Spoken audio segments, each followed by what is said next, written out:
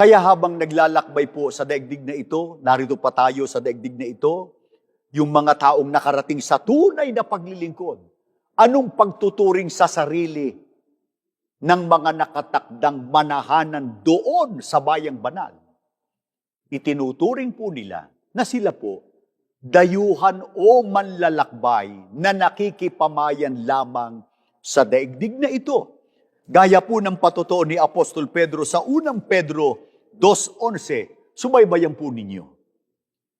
Mga pinakamamahal, ipinamamanhik ko sa inyo bilang mga dayuhang nakikipamayan sa daigdig na ito.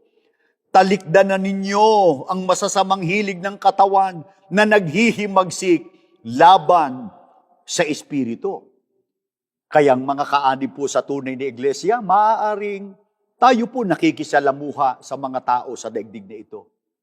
Pero para sa mga tunay na nakaunawa ng aral na ito ng Panginoon Diyos, tayo po dayuhan na nakikipamayan lamang. Pansamantala lang.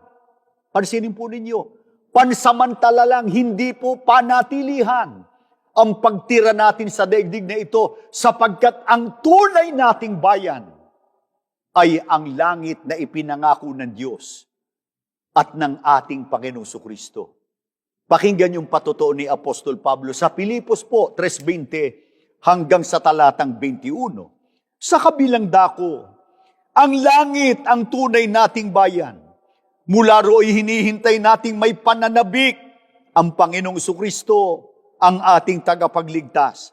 Pagdating ng araw na yaon, babaguhin niya ang ating katawang lupa at gagawing maluwalhati tulad ng kanyang katawan sa pamamagitan ng kapangyarihang ginamit niya sa pagpapasuko sa lahat ng bagay.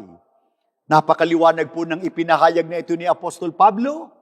Ang langit anya, ang langit ang tunay nating bayan.